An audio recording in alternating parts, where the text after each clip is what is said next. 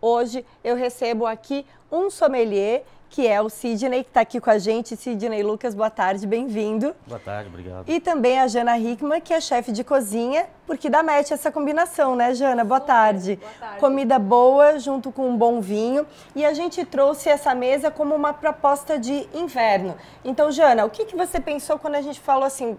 Inverno a gente já lembra de massa, né? Inclusive a gente viu uma sopinha de anioline agora. Mas tem outros pratos que vão bem também agora nesse período do ano, né? Eu penso sempre que tem que ter uma proteína, mas também tem quem não come proteína animal. Eu sugiro sempre algo com molho. Por exemplo, a gente tem... Aqui nós montamos um jantar completo. Tem uma entrada, que é uma entrada fria, de carpaccio bovino. E essa entrada surpreende. Quando você comentou que é uma entrada fria, a gente sempre pensa, né? Pratos de... Eu vou aproximar aqui, ó, pro pessoal filmar bem de pertinho para quem tá em casa. Esse, então, é um carpaccio. Isso. E é um carpaccio bovino, né? Você explicava. Carpaccio bovino. Tem cogumelos grelhados por cima. E um queijo grana padano ralado na hora. Que dá todo um charme para esse prato. É fácil de fazer. Super fácil. E é uma boa entrada. Com essa entrada, Sidney, o que eu poderia combinar de vinho que o pessoal tá ali só esperando essa boa dica? Sim.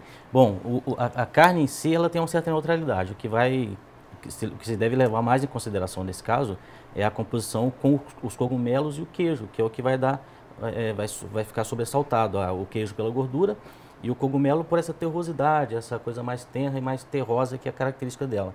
A harmonização clássica para cogumelos é um vinho feito com uma uva específica chamada Nebbiolo, que é a uva dos Barolos. A uva dos Barolos. É um vinho tinto. É um vinho tinto. Então, eu considero, por exemplo, um prato que tem características fortes, por exemplo, um queijo mais forte, um cogumelo também, para poder fazer essa escolha do vinho, né? Exatamente. Com as características do vinho, a gente combina com as características do prato. Então, essa questão mais terrosa do cogumelo vai ficar bom com os aromas da Nebbiolo, com o Barolo, que é um vinho do Piemonte, tem essa característica de aroma. Já com a gordura do queijo, esse vinho já tem uma acidez um pouco sobressaltada e tanino também, que é o que a gente usa para colocar em contrapartida, em contrapeso, aliás, com a gordura do queijo. Agora, Sidney, o pessoal pode estar pensando assim, puxa, será que é um vinho caro? Eu posso também harmonizar com vinhos mais acessíveis? Eu encontro hoje no mercado, em lojas especializadas, vinhos com valores acessíveis para fazer essa harmonização? Claro, com R$80, por exemplo, já tem que entregar algum valor ali, né? Alguma qualidade.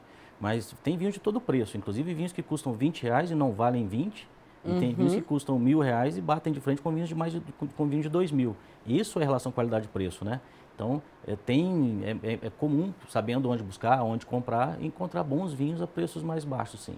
Então, essa dali seria a sugestão para acompanhar a nossa entrada, que é esse carpaccio bovino. Prato principal agora, Jana? O prato principal, eu escolhi uma massa, porém ela é um pouquinho diferente. Ela é um gyoza, né, que é de origem japonesa, cozinha chinesa, desculpa. Só que o meu gyoza, ele é recheado com pato no tucupi. Então Pato no tucupi. É um tempero que a gente não encontra com tanta facilidade, não encontra. É no norte do país, né? Então ele já tem um sabor diferente. Deixa eu super aproximar diferente. aqui pro pessoal esse prato aqui, porque eu gosto que o pessoal veja bem de pertinho, né? Então essa daqui é a gyoza. E o que eu tenho dentro dela? Tem um confit de pato. As coxas de pato são confitadas por mais ou menos umas 2 horas. Um molho demi-glace para deixar ele um pouquinho úmido, cebola caramelizada e essa pimenta que eu trouxe para mostrar aqui, que é um mix de pimentas da Amazônia. Ah, esse já dá um toque diferenciado para aquela gyoza que a gente conhece do dia a dia. Geralmente, como você comentou, né, tem origem chinesa, é uma gyoza de legumes, né? Legumes, suíno, a tradicional é suína. De suíno. Então a gente mudou um pouquinho, tem um molho aqui que é o tucupi, com molho oriental, shoyu, óleo de gergelim, pimenta sriracha. E eu finalizo com coco queimado e essa pimentinha aqui, que ela é super forte, então eu só boto bem pouquinho nela. Percebam que combinação diferente. E aí fica um desafio para harmonizar, né, Sidney? Porque eu tenho elementos aí bem diferentes nesse prato. Sim, é uma harmonização um pouco mais complexa, mas super prazerosa de fazer. Por quê? A gente, por exemplo, com o pato, que já é uma caça de pena, então já tem aroma mais forte, mais intenso. A gente precisa de vinho que tenha essa intensidade de sabor e de aroma também. O tucupi, que é um vegetal que tem uma tendência à acidez muito forte, ou elementos do prato que tem uma tendência forte à acidez, a gente precisa de vinhos mais alcoólicos. A gente combate a tendência à acidez com álcool.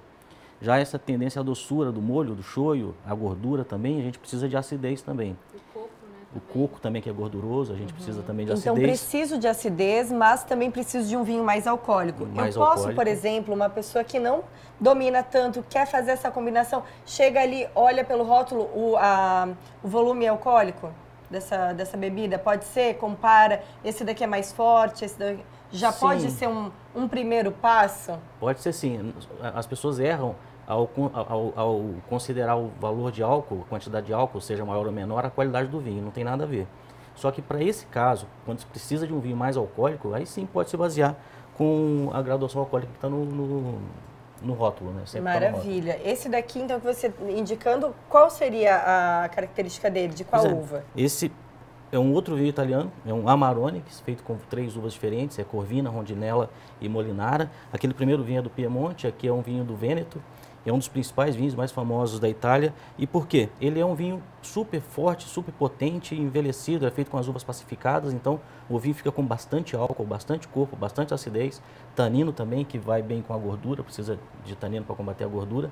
E é um vinho que tem bastante intensidade de aroma e de sabor, porque também é um prato com muita intensidade de aroma e de sabor. Quando a gente faz essa harmonização, né, o ideal é provar um pouco do prato primeiro e depois um golinho de vinho. Como que eu faço isso, combinar o paladar dentro, né, esses sabores? Muito boa pergunta, até porque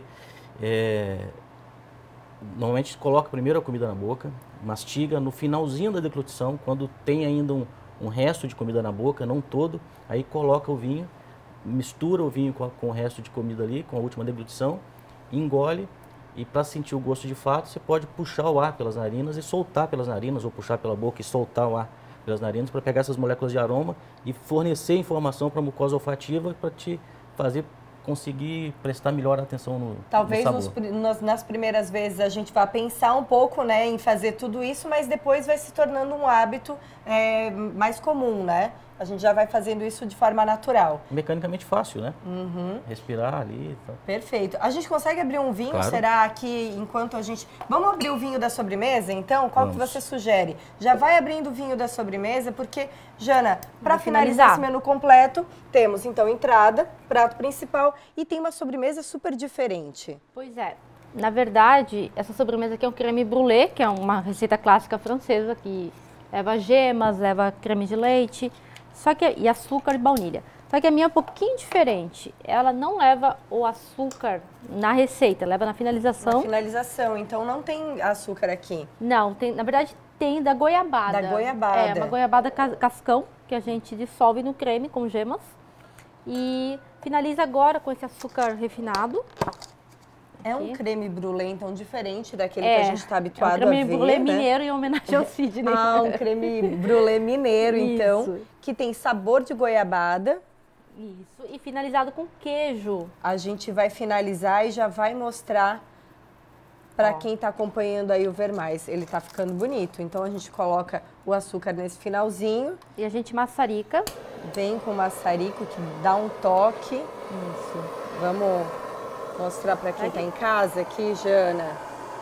Ó, ao vivo, né? Maçaricando esse creme brulee. Ó, o cheirinho aqui no estúdio queimado, caramelo. Está incrível, bom demais. Fica super bonito. Ó. E agora, para finalizar... E aí tem esse efeito aqui, ó. Então, com maçarico. E a gente finaliza com uma característica mineira também, né? Que é um queijinho. É um queijo de que tipo? Esse é o queijo cottage, né? Que é o queijo branco. Ele é um pouquinho mais salgadinho. Então, ele dá um efeito bem legal. Maravilha. Um contraste com a doçura da goiabada. E aí temos aqui, Sidney, então, a nossa sobremesa, em sua homenagem. E aí, qual é o vinho que você serve, então, para harmonizar? Pensei para esse prato num vinho do Porto já envelhecido, um Tawny, que ele fica bastante tempo, anos e anos, em grandes tonéis, e ele dá uma suavizada, ele fica um pouco mais delicado se comparado com outros vinhos do Porto, que são o Rubi, por exemplo. Ele é um vinho do Porto, mas tem essa característica que você está comentando. Sim, então já passa um período de oxidação, o vinho já mais envelhecido nesses tonéis, que ele vai ganhando delicadeza, vai ficando a coloração dele vai ficando mais clara, justamente porque é uma sobremesa mais delicada. Então não poderia ter um vinho com extrema doçura ou com um extremo muito intenso de sabor e de aroma.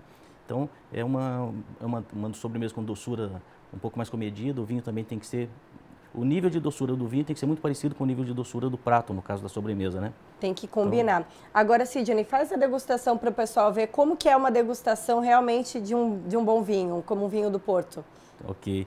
Normalmente é importante prestar atenção nos aspectos todos, né? Então, desde o aspecto visual, cada vinho cada categoria vai ter um aspecto a se avaliar, mas é importante prestar atenção no cheiro, principalmente, né? Então, as pessoas não precisam ficar com vergonha de botar o nariz na taça, cheirar. Pode cheirar. Cheire calmamente, né? Não precisa, mas cheirar calmamente, tranquilamente, porque assim você consegue pegar essas moléculas de aroma, jogar na mucosa olfativa, e isso vai gerar estímulos que vai te fazer reconhecer os aromas ali, né? E quanto aos aromas, é sempre por associação.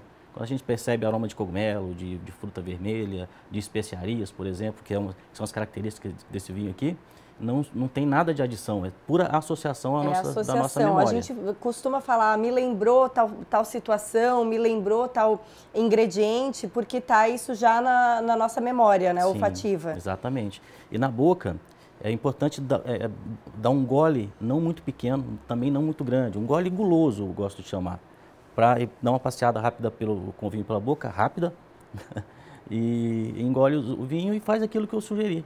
Puxa o ar calmamente, solta o ar pelas narinas, para poder sentir de fato o gosto. Então tá, vamos lá, vamos ver se a gente pegou um pouquinho.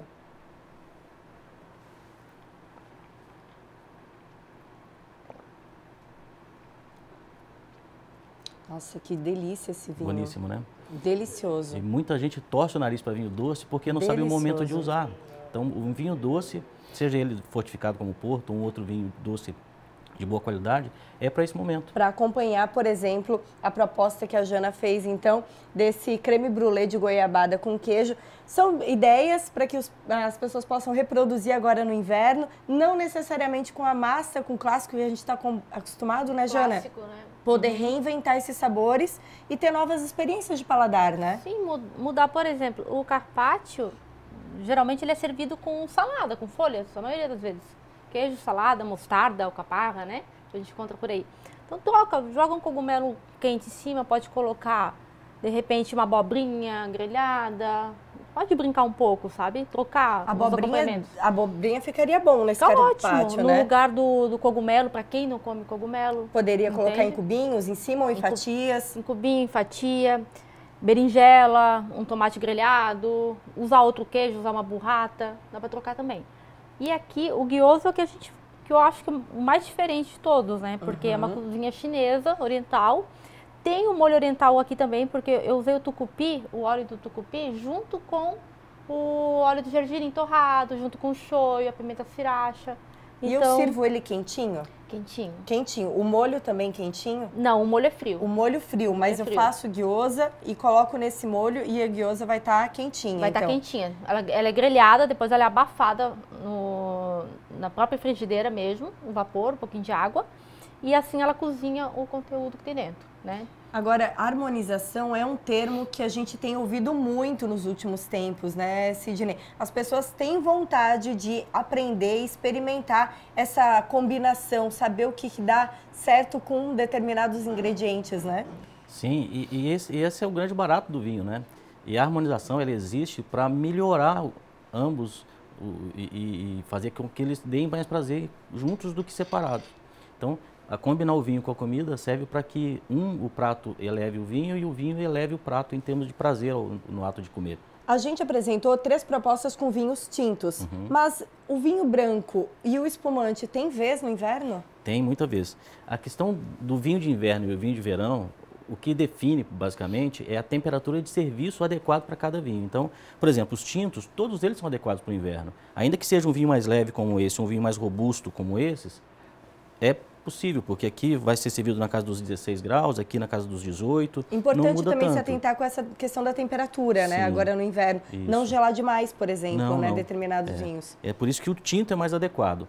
Porém, já que é a temperatura de serviço que importa, existem brancos e espumantes que são adequados também, porque que é possível tomar branco e espumante no inverno. Só que tem que atentar a um detalhe.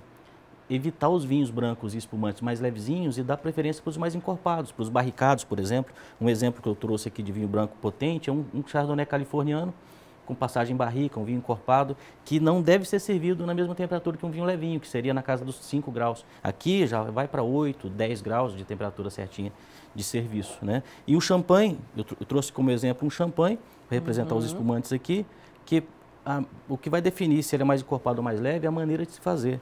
O champanhe e outros espumantes feitos pelo mundo afora, que copia o champanhe, a fermentação é dentro da garrafa, a segunda fermentação. Então isso faz vinhos mais encorpados. E uma outra maneira de fazer com o método Charmat faz vinhos mais ligeiros, mais levezinhos. Então, você vir na casa dos 10 graus, se não quiser abrir mão de um vinho branco ou de um espumante, escolha pelo método champenoise e os brancos barricados. Maravilha. A gente teve uma verdadeira aula de harmonização com as ideias que a Jana trouxe pra gente, chefe de cozinha. Então, entrada principal, né, um carpaccio bovino com cogumelo, com um queijo. Qual é o tipo do queijo? Esse é o grana padano, com a gyoza, né, que tem aí pato desfiado, e também com essa sobremesa que tá com uma cara deliciosa. Vamos fazer o seguinte, eu vou provar um pouquinho dessa sobremesa antes da gente encerrar. Tô com garfo aqui, mas eu vou provar um pouquinho.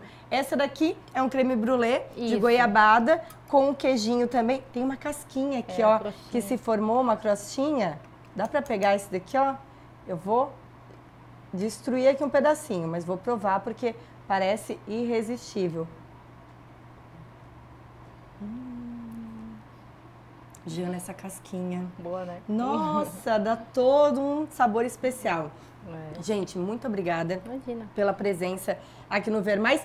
Dicas de harmonização para que o pessoal possa inventar, experimentar muito em casa, né? Sidney, muito obrigada pela presença, pelas dicas valiosas aí de vinhos e combinações. Imagina, eu que agradeço a oportunidade de divulgar a cultura do vinho, né? Maravilha, obrigada.